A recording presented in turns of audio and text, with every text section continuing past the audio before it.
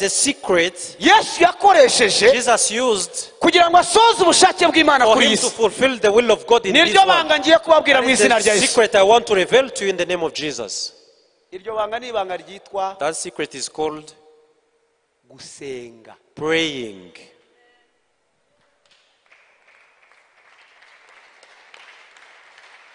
Buriya mvuze gusenga mukoma amashyi makeya. I said praying and then you didn't put your hands Ndakeka oya together. mwamuretse kuyongera. Kuvuga gusenga wenda hano Masoro Speaking about bisa naho praying in Masoro, n'amatafari ya hano asenga. it's like even the bricks here pray.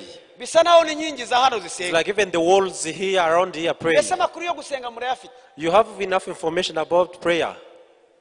Ndanabizi ko muyafite. I know you have it. Ariko mwitonde nanjye mbabwire. But pay attention, allow me to speak to you.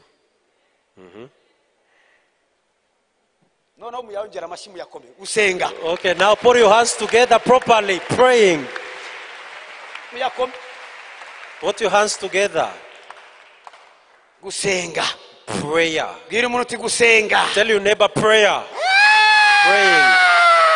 Umugabo witwa Yesu The man called yarasengaga. Jesus was praying. Yesu yarasengaga. Jesus would pray. Uzi umugabo bakomeye amashyi. You know a person they have uploaded ibintu byagenze neza. when things are sweet. Akabahunga akajya gusenga. And then he runs away, he goes to prayer.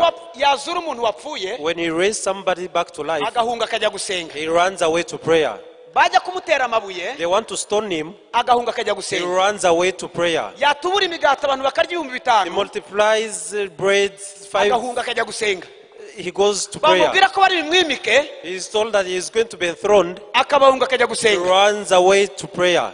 Ubu ngubu muri twebwe hagize umuntu uvana abantu bapfuye nka batatu rusororo mwumva hari. If a person among us resurrects at least 2 people Ntabwo from yajya kwiyiriza. Musororo, Ntabwo yajya kwiyiriza. he can't go to fast. Yakodesha sare mu ntare. He will hire a room, a hall in Nare Hariya muri Arena. FPR. In Arena there. N'abayoboke ntago babura. Even the belief, the Babura, followers, babura, he babura. can't miss followers. Ugiye kumva ya mama ukavuga uti ndagutegetse mukecuru sohoka muri iyo mva. If you go to my mother's tomb and you say, Mama agahita sohoka. come back from that Mfite tomb. amafaranga nagukurikirana If I nyakodesha have money, sare I aho would follow you aho and ugiye I will, hose. wherever you go, I'll go. Ibyo Yesu byamubagaho. That the same thing happened to Jesus. Akabahunga akajya gusenga. But he would flee from them and he would go to prayer. Niki uyu mugabo yarwanaga nacyo? What this man was fighting Ishirira hariya ubusobanuro bwo gusenga. projects for me the meaning of prayer. Aha. Ijambo riri muri Matayo banzugaruke banzuza n'ijambo Matayo 26. Let's first read the word in Matthew 26, Subira hejuru. 39, Aha. 26. Yigira imbere ho gatarunama arasenga ati data niba bishoboka iki gikombe kindenge ariko bye kuba uko nshaka jewe bye kuba uko jewe nshaka ahubwo bibe uko we ushaka. Komeza. Agaruka aho bigishwa bari asanga basinziriye. Hari version y'icyongereza nakunze There's a version of English that I liked yitwa The Message. called The Message. Yarantangaje cyane. It amazed me so much. Ndagira ngusome. I want us to read from the Message version. Urayifite The Message? I don't have it. Kira reka nyuguhe. Yeah. Yeah. Genda.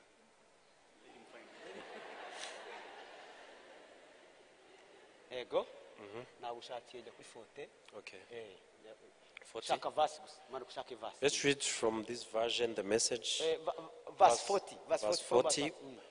It says, when he came back to his disciples, Agarutse aho abigishwa be bari he found them sound asleep. asanga basinziriye cyane. He said to Peter, Abwira Petero ati can't you stick it out with me a single hour? ese Petero ntubashe kubana maso nanjye byubuze isaha imwe. Stay alert, Mube maso. be in prayer, Mube mu masengesho. so you don't wander into temptation without even knowing you're in danger. Kugira ngo mudashukwa mwamara no gushukwa ntimunamenye ko mwashutswe. There is a part of, Gatoya. Ubu ni ukuvuga ngo hari abakristo iyo umukristo atasenze if a Christian didn't pray, arayoba he wanders off ntanamenye ko yayobye. without even knowing they have gone astray. uyu munsi muzerera mu byumba ngo bajye kubarondora no kubahanurira. We wander in the prayer rooms for prophecy. Ikibazo mufite ni ukudasenga. The problem we have is that we don't Ikibazo pray. abakristo bafite ni ukutagira The gute? problem that many Christians have is lack of prayer. Nta mukristo usabana n'Imana. There is no Christian in communion with God Umunsi ku munsi on a daily basis bajya barondora. that they can Barondora ibipfamatwi. Barondora ibipfamatwi. what they discern are blind people and deaf. Imana ni urukundo. Uvuga Imana ni urukundo. God is love. Say God is love. Njya no barokore hari imvugo bajya bagira ngo Many ntubanteze Christians Imana. have this saying, Imana ntibaduteze. don't discern. Ibivuga bandese, ibivuga batwebwe. God is speaking about us. Imana izi neza. God knows well Kwiyibwiye umuhanuzi. when he shows something to the Ngo prophet. bwirira muntu ngo yacinye mu mugore we. Go and tell that person that he cheated over Akaguhagurutsa mu his wife, iteraniro. and then he make you stand in the congregation. Irabizi ko batazigera babyibagirwa He aho knows ngaho that babyumvise. those people will never forget it. Bazajya babona umwuzukuru wawe. When they see even your Bavuga grandchild, ngo uyu nguyu papa we ni wa wundi bahagurutse mu materaniro they yarasambanye say n'umugore that w'abantu. his grandfather was the person who was put to stand before the congregation after cheating None se reka for babaze. his wife. Umukeka ko iyo Dawidi amara gusambana akihana. If David, Ibyaha byose after falling byakozwe in byanditse sin, muri had Bibiliya. repented, Ibyaha byose byakozwe n'abakiranutsi bose byanditswe muri Bibiliya. all the Ibyanditswe sins muri that were Bibiliya ni committed by the righteous iby'abihanishijwe. people, the sins that are written in the Bible are only those who are N'ibyo repented. bapfuye amatwi batumvaga Imana. Only the deaf who couldn't hear God. Ntabwo Imana ijya itanga umuntu uyumva ugisenga ufite amatwi wumva barivuganira. God can never. A person who has ears, who is in communion with Yes, God, who baravuga- listens from God, Petero. God can never expose. Petero Peter, ntushoboye kubana nanjye isaha imwe byibuze couldn't you be with me at least 1 kugira ngo hour? mushobore kurokoka. Aravuga ngo nimube mu masengesho. Be in prayer. Be in prayer. Amasengesho muyahindure nk'ubuzima mubamo. Make of prayer a lifestyle. Apana kudomokerayo. Not just, muyahindure nk'ubuzima mubamo. Don't beep into prayer. Make it alive. Kuko Because nimutabikora if you don't do that, muzayoba, you will go astray. muzashukwa, You will be deceived. muzateretwa, You will be tempted. ntabwo muzamenya You won't know ko hari n'icyabaye. that there is a danger. Komeza. Without even knowing. Yes. Komeza pati ikurikiye. Soma hariya There nushaka. is a part of you that is eager, ready for it. Agenda aho wasome neza. Kuko hari agace kanyu, There is a part of you hari agace kanyu kamwe that is eager, gafite ubushake ready for anything in God. ko kumvira ikintu cyose kivuye ku Mana. But there is Uretse another. gatoya. Ako gace ni akahe? What is that part? Ni umwuka. Is the Umuntu spirit. agizwe n'ibice bitatu. A man is made of Ubugingo, 3 umubiri parts. n'umwuka. The spirit, the body, the soul. Umwuka wanyu Your spirit witeguye is ready kumvira Imana to obey God uko byaba bimeze kose. whatever Hari happens. agace kanyu. There's a part of You you. have two parts. Mufti ibice bitatu. Mufite ibice bibiri. Oya mufite ibice bibiri. Hari agace kiteguye kumvira The Imana. part ready to obey God. Ariko hari n'akandi gace. Komeza. But there is another part Ariko hari akandi gace that's as lazy as an old dog sleeping by the fire. k'akanebwe kameze nk'imbwa ishaje Sleeping by the fire. iryamye hafi y'umuriro.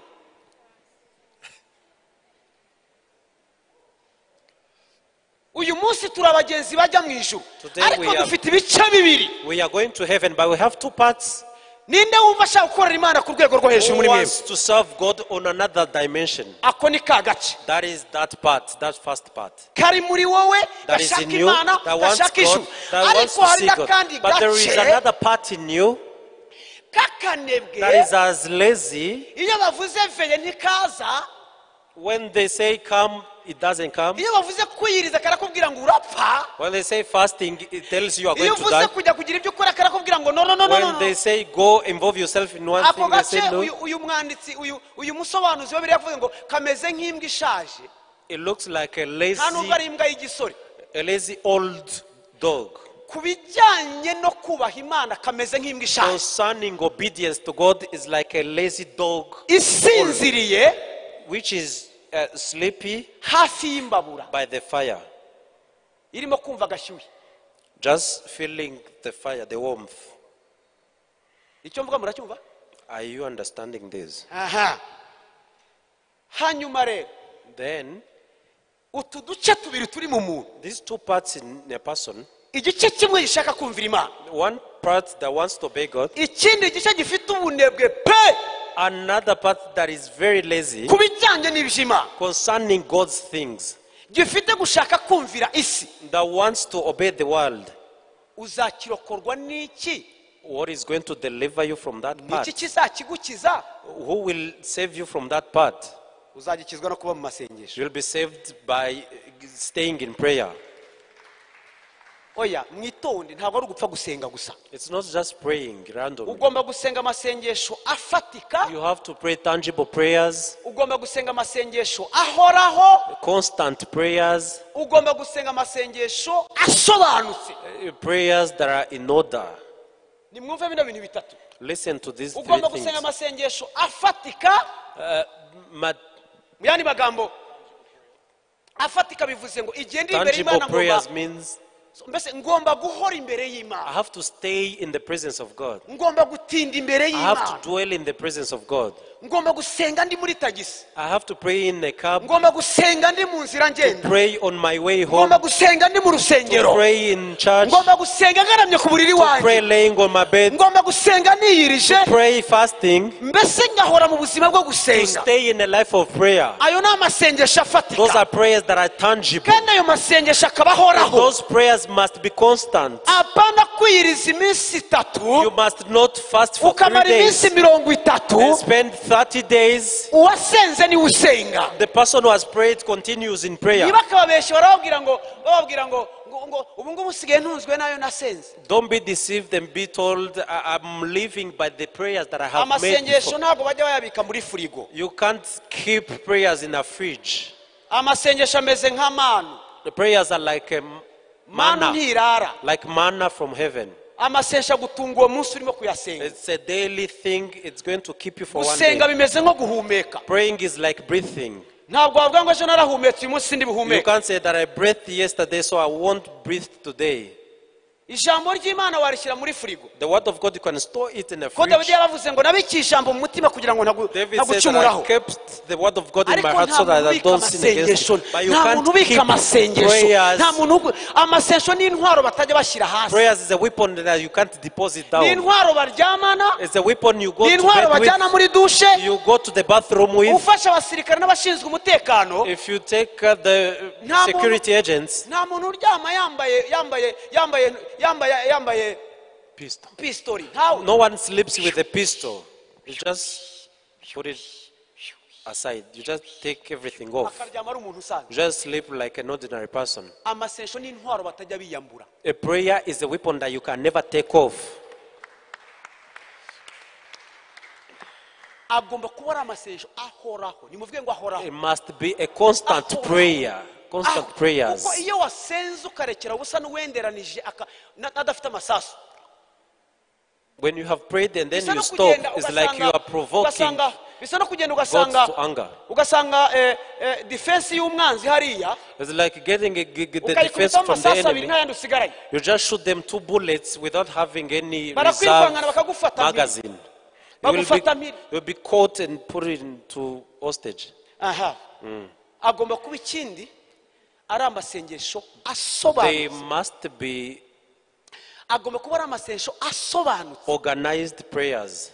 kuko hari abantu benshi basenga amasengesho adasobanutse. Many people pray and disorganized amasengesho prayers adasobanutse Disorganized ntacyo prayers ahindura mu bwami will bw'Imana. never change anything in the kingdom of ariko God. gusenga But bisobanutse praying organized bimanura prayers ubwami bw'Imana bukaza mu will buzima bring down bwawe. the kingdom of God in your life. Isengesho riha uburenganzira ijuru ryo gutabara mu The buzima prayer bwawe. gives the right to Iyo heaven to utasenze intervene nta in your Imana life. ikora. If you have not prayed, Hari ibintu nothing God can bitakoreka mu do. buzima bwawe There are things utasenze. that cannot be done Yesu without your yaravuze ngo prayer. Jesus said, aca umugani w'umucamanza he was n'umupfakazi telling this wamutirije. story of a widow and Aravuga the ngo, unique judge. niba umucamanza utubaha Imana, If this judge wouldn't fear God ntiyubaha abantu, and didn't fear men, ageze ubwo umupfakazi amutitiriza gets to akamusubiza, the point under pressure responds to the widow. data wo twese wo mu ijuru Our Father in heaven ntazasubiza intore will ze not respond to his elect zimutakira ku who manywa cry na upon him nijoro. day in, day out.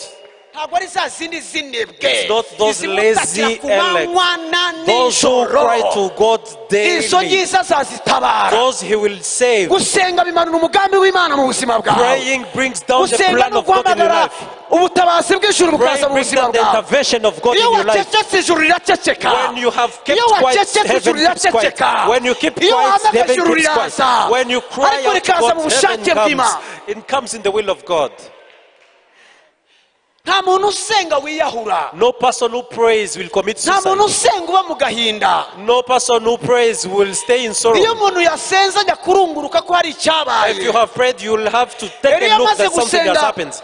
After yatumaga Elijah umugore prayed, bati genda urebe. he told his servant, go and have a Inshuro look. ya mbere aramubwira ngo ntacyo mbonye. And he came Arongera back saying, arasenga, I'm not genda seeing anything. urebe. He kept praying. He Aramubwira ngo said, ntacyo mbonye, go back. He genda said, I'm urebe. not seeing anything. Go Gatanu back. genda I'm not seeing urebe. anything. Gatandatu Go back. genda I don't urebe. see. The sixth Karindwi time, aramubwira ngo hari icyo ijuru the rikoze seventh riratabara. time he said, Oh, there is something that hallelujah. heaven just did. Hari amasezerano y'ijuru ataribwa n'abanebwe, The aribwa prayers n'ibiharamagara, that brings down aribwa heaven n'abasenze. that can't be done by Iyo lazy utasenze people. ufatwa mpiri, If you've not prayed, you're urafatwa. taken in hostage. Yesu yaravuze ngo Jesus musenge said, kugira ngo mutajya mu moshya, pray so that you don't fall into temptation. musenge mudashukwa. Pray so that you don't be Muri abagore deceived. banjye nibyo, muri abakwe, You muri are abakene, my ariko wife, my musenge spouse. But mudashukwa. pray so you are Kuko not ibashuka deceived. birabazengurutse. You are surrounded by deception. Icyabarokora ni kimwe, ni ugusenga, ni One thing ugusenga. can save you, praying. Ni amanure yanjye, ubusobanuro nahaye gusenga ishingiye ku ijambo ry'Imana. The Gusenga definition I gave to prayer, basing on the word of God, ntaravuga biri, gusenga ntabwo ari amagambo. praying is not just mere words. Gusenga ni igikorwa cy'umutima It's utaryarya. an action from an honest heart. Banza ubyumve neza. Listen to me well. Gusenga ni igikorwa cy'umutima It's utaryarya. an action from an So, honest nanone heart. gusenga And ni praying ugufata umwanya mu bitekerezo is taking time in your mind n'ahantu and place ukavugana n'Imana, and speak with God, ugerageza trying guhuza to link ubuzima your bwawe life n'ubushake bw'Imana ku with buzima the will bwawe. of God over your life. Banze mutuze. Be still for a moment.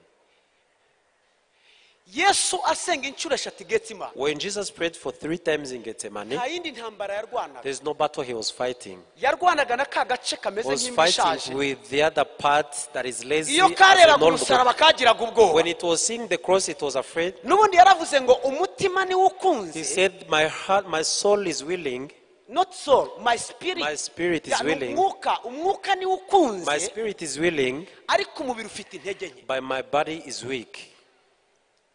Niki yarwanaga nacyo? So what was he fighting with? Yaragenda akajya munsi y'ibuye, He was going under a stone agafata ubuzima bwe, and he was taking his life agafata ubushake bw'Imana. and the will of God, trying to link them together. Isaha igashira akagaruka, After byanze 1 guhura. hour, he would Yagera come yakumva biracomotse byeye It agasubirayo. would disconnect from each other and would go back. Akongera akagaruka kuva biracomotse biranze. It would disconnect from Asubira each icyo- other. He would try to link them together. aragaruka aravuga ngo Finally, nimuhaguruke say, tugende, ngiye stand ku up, musaraba, let's go ngiye to the ku cross. musaraba. Let me go to Ibintu the cross. byahuye, Things ibintu have byahuye. connected. Things have Habiri connected. ibyuya bivanze n'amaraso. For sweating sweat Wowe of blood. urinde ushobora gukora ubushake Who are bw'Imana you who ugasenga. can We do ni the will nande? of God without praying? Who are you? Niba Yesu yarabihuzaga bikanga If Jesus was trying to connect them together, but he couldn't ari manage. umwana w'Imana He was yaravuye the mu Son ijuru. of God from heaven. Wewe ni nani? Who are you? Urinde byoroheye. Who are you who finds it easy? Urinde byoroheye gushyira ubushake bw'Imana mu Who rugo are rwawe. you can implement the will of God in your home? urinde byoroheye mugenzi Who are you who finds it easy? urinde byoroheye uri mu diplomate Who are utagipfuka you who's a diplomat who never kneels down? unadanganya You are lying to yourself. ibi ngibi ni ukuri kw'ijambo ry'Imana This is the truth from the word of God. umunsi umwe cyangwa uwundi One day or another, uzamenya ko Imana ivuga you ukuri will know that God was serious. nutumvira ijambo If you ryayo don't obey his word, ntabwo wababarira udasenga you can't forgive without praying. ntabwo wakwihanganira You mugenzi wawe can't be udasenga patient for your neighbor without kuko iyo praying. wagiye imbere y'Imana Because when you go before the Lord, amaso y'umwuka the arafunguka spiritual eyes are open. urukundo rw'Imana The ukarwitegereza love of God, you get to gaze upon it. ibitari iby'Imana ku buzima bwawe The things that ukabimenya are not godly, ibijyanye n'ubushake bw'Imana ku the buzima things that are ukabimenya not in the will of God, you'll know them. njya numva sitori n'ubuhamya I hear abadamu bazamukiza za kanyarirana stories and testimonies. bagatwara isekuru ngo asekure umugabo we Women who go up to mbese the umugabo yaze Kanyarira gukizwa mountain, akagenda ndagusekuye mu izina rya Yesu that Kugira ngo thing that mbabwire, is used in the kitchen, and they take it up mbese the bambwiye mountain. ngo nahanure ndagusekuye mu izina rya Yesu I'm smashing you in the ndagusekuye name mu of izina rya Jesus. Yesu I'm smashing my husband in the name of Jesus. kandi usekura umugabo niwe ukwiye gusekurwa The woman who is smashing the husband, it deserves to be smashed. uramusekura wataka gusekura wamusekura wataka gusekura ariko iyo wemeye Yesu akagusekura You smash urataha your ugaca husband. bugufi imbere ye ukamwumvira hari You smash amasengesho your husband. adasobanutse amasengesho adahereye muri wowe imbere ngo abanze ahuze ubuzima bwawe n'ubushake bw'Imana ayo ntabwo ari amasengesho The prayer that is not in the will of God is not a prayer. You smash your husband getting home, he amasengesho smashes you. atagushwanyaguje ngo akurambike The ayo prayer ntabwo ari that does amasengesho not break you amasengesho atagucishe entirely bugufi is not a ntabwo ari prayer. amasengesho A prayer that does not amasengesho atumurega humble you agatuza is not a prayer. ugahagarukana A agatuza prayer- uvuga ngo wasenze ntabwo ari How amasengesho can you boast and say you have prayed? Those are not prayers. nta muntu usenga wirata You can't pray and boast. nta muntu usenga wibona You can't pray and be proud. umuntu muremure uri hano naza hano The tallest person in the room, come over umuntu muremure here. uri hano nasimbuka The tallest person, naza mfashe Bruno, come on stage. aha umuntu mugufi uri hano naza hano The tallest person. oya uyu ni munini This mugufi is kandi akaba na fat. muto muto uyu ni I want munini some. okay wa ya we subirayo eh, hagarara hirya iriya mu nguni irukanka kandi as quick as stand possible on the other end Hagarara hano. and stand there. okay reba hano Look this way. suppose ko iriya ari imana Dufate urugero, he is God uyu nguyu ni umuntu and he is a man. iyo umuntu ari kure y'imana When a man is far from God, bisa naho it seems like ashobora kwiringaniza nayo he compare himself with God. none uko agenda yegera As he approaches God, agenda abona ubunini bwayo he sees his greatness, agenda abona ubushobozi he bwayo sees his powerfulness, agenda abona ibintu bigenda he bikomera sees things becoming akagenda abona ukuntu ari ndende He says that he's akagenda abona strong. ukuntu ifite imbaraga He's stronger. akagenda abona uburyo ishoboye byose He's akagenda all areba powerful. akagenda areba He's almighty. iyo yageze hano When he gets close to him, imirwano irarangira all his, buriya barwana the stubbornness Barwana. is over. bahangana Can they fight? yamucira bugufi Is he yamwumvira icyo humble? amubwiye Is he going to be ariko akiri humble? iriya But when he was still yatora there, n'ibuye akarimutera he could even take a stone bahangana and throw it to him. hari igihe bisa naho bareshya It's like they are equal. nta muntu wegereye imana No ugumana person imbaraga who gets close to God remains umenya proud. uriwe iyo You wegereye know imana who you urimenya are. When ukamenya imana you come close uca to bugufi God, you know yourself. You will just uca be humble. bugufi You will be humble. uca You humble bugufi yourself. hari abarokore bajya gusenga There are amasengesho Christians who adasobanura go in prayers akagera kubita iminsi 80 and they do for 80 days akaza and then he come back. bakora mu ntoki warasenze sha ni ukuri You have prayed. sha, ni They're just ukuri, shaking ni your ukuri hand. umunyembaraga You are powerful. You only speak in tongues. Man, you iyo are- wagiyeyo uvayo warangiye when you get in real prayer, you come back uvayo done. wipompa You come back a dog. wakwipompa ute se How can wavuye you- imbere y'umugabo w'abagabo How can you iyo pass wagiye up uzana when you amakuru have been before wavuga the man of atansiyo God? atansiyo atansiyo atansiyo Pay umugabo uri attention, hariya pay attention. atansiyo Pay attention. You can't puff up when you've been dufite before God. abanyamasengesho birata We have intercessors who are proud, uwasenze menshi akandagira abandi who have prayed a lot and then mugire step on gutya us. mugire gutya Crossover, cross. Failure, F grade.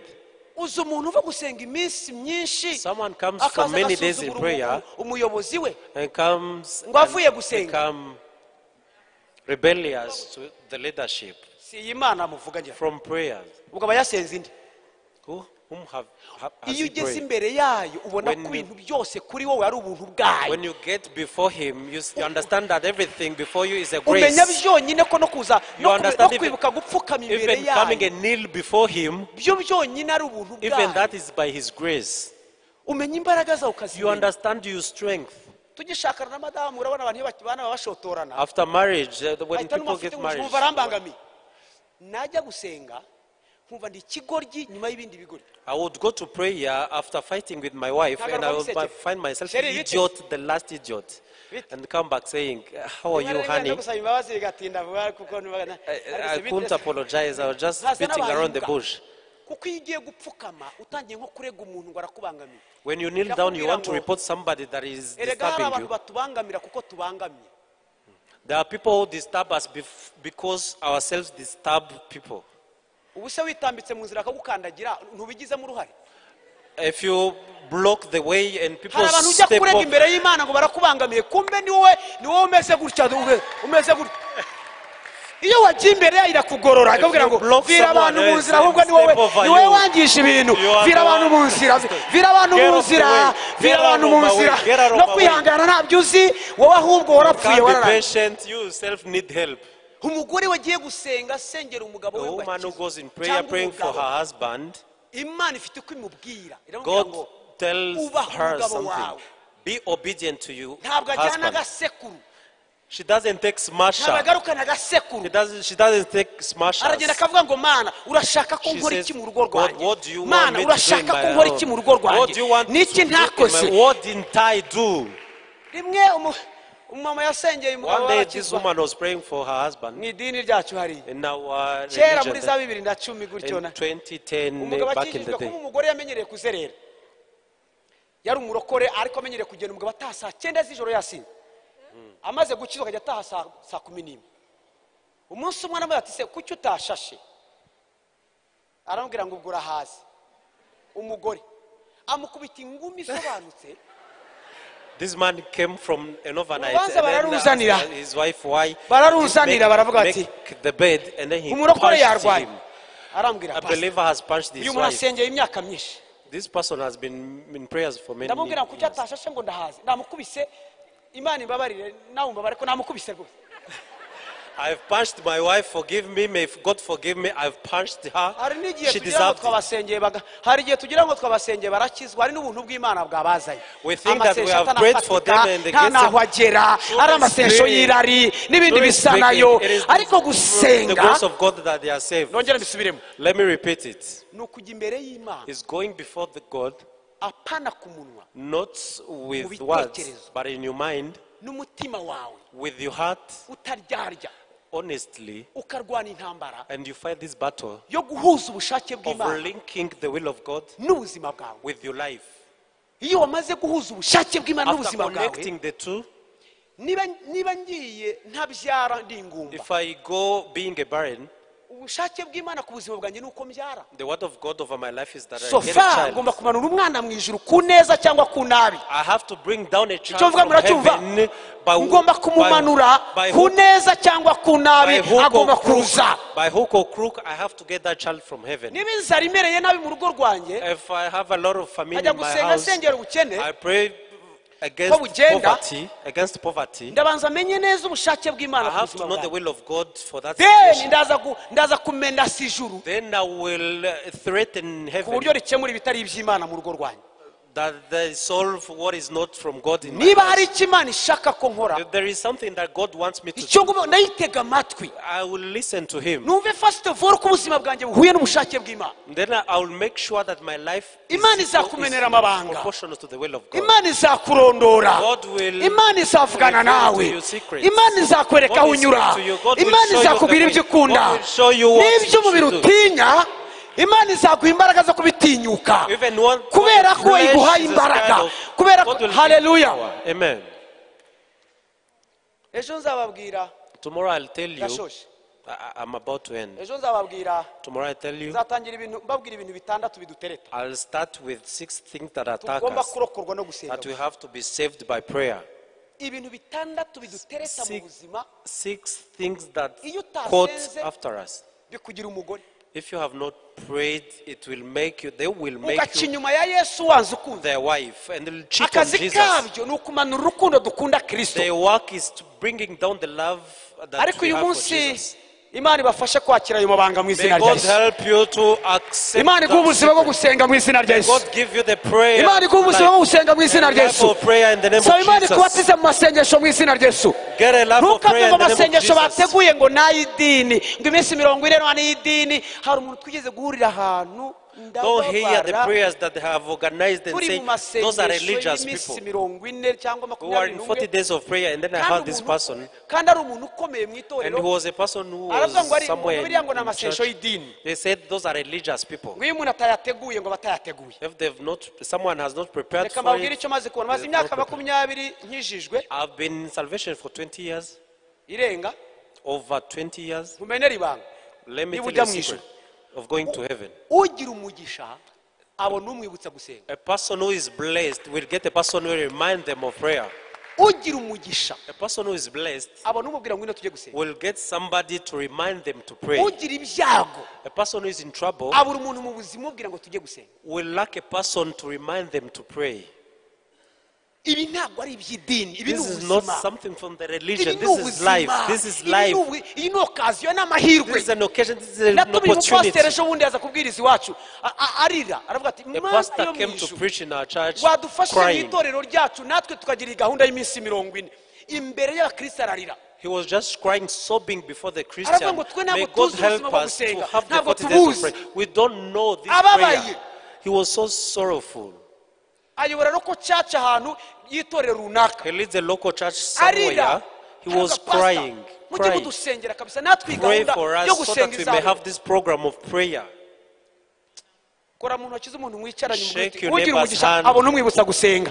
A person ugira who umugisha is abona umwibutsa blessed will get gusenga someone to mugenzi. remind them to uramenye pray. uramenye uramenye uramenye Be uramenye careful, be uramenye careful, be uramenye careful, be haguruka careful. uzamure ibiganza w'Imana umwuka wo gusenga, gusenga up and bifatika, raise your hands. gusenga Ask for the bihoraho, spirit of gusenga prayer. bisobanutse, Constant prayer. gusenga biri mu mugambi w'Imana. Tangible Oh prayers haleluya. and the organized prayers. Data mu izina rya Yesu Kristo w'i Nazareti, Of Jesus turashaka Christ of umwuka wo Nazareth. gusenga We want the spirit kugira of ngo tube mu prayer, busabane so that nawe we may be mu izina communion rya with Yesu you. In Kristo the w'i name of Nazareti. Jesus Christ of Twigishe Nazareth. gusenga mwami, Teach us to gusenga pray. bihoraho, The constant gusenga prayer. bifatika, gusenga bisobanutse, Tangible prayers. gusenga bihoraho, gusenga bifatika, Constant gusenga prayers. bisobanutse, Organized gusenga prayers. bihoraho, Constant gusenga prayers. bifatika, gusenga Constant bisobanutse, prayers. gusenga Tangible bihoraho, prayers. gusenga Constant bifatika, prayers. gusenga Organized bisobanutse, prayers. Tangible gusenga prayers. byumva Imana, Constant prayers. gusenga bihindura Organized ubuzima, prayers that gusenga change bituma life. tuguma kuri Yesu, gusenga Mana, gusenga bikomeza urukundo rw'Imana, gusenga bikomeza urukundo rw'Imana ku buzima bwacu, gusenga umwuka wo gusenga papa, umwuka wo gusenga papa,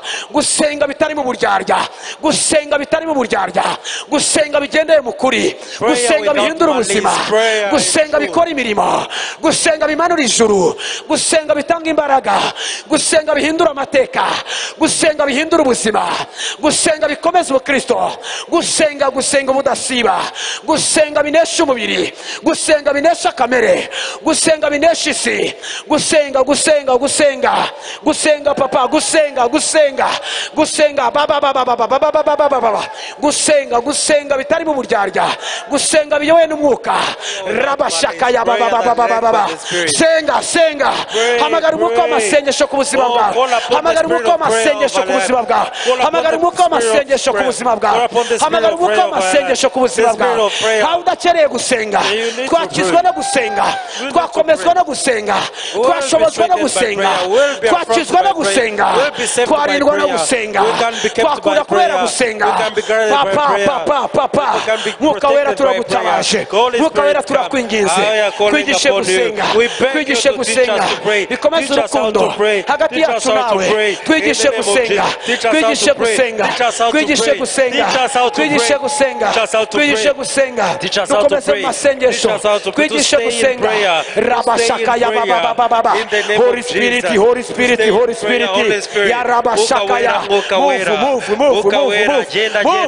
move that's your people that's your people that's your people that's your people that's your people you spirit of prayer spirit of prayer spirit of prayer that's your people that's your people that's your people that's your people that's your people that's your people rabashaka ya baba baba baba Holy Spirit Holy baba baba Yesu Yesu Yesu Yesu Yesu Yesu Yesu Yesu ya rabashaka ya baba baba Yesu Yesu Yesu Yesu Yesu Yesu Yesu Yesu ya rabakashaka ya baba baba Yesu Yesu Yesu Yesu Yesu Yesu Yesu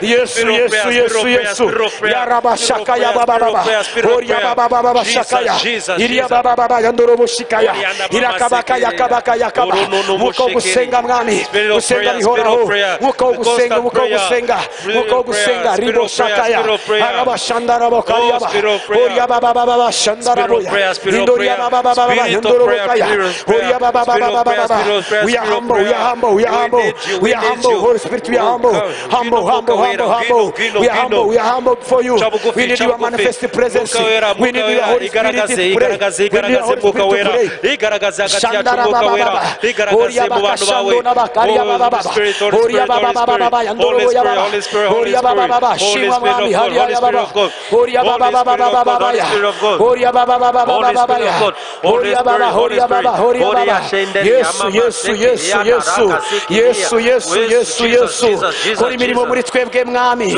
kora imirimo muri twebwe mwami kora imirimo muri twebwe mwami yanda kapa ya bashaka ya baba Oria baba shaka ya bakarabaya Oria baba baba ya bashaka takarabaya Oria baba baba shika ya bakaria baba oh rekura umuko amasengesho muko amasengesho muko amasengesho muko amasengesho muko amasengesho ya rabo shaka ya baba baba Oria baba baba yanda bashaka ya Iroria baba baba shika na kaporia baba Oria makashanda na kaporia bakaya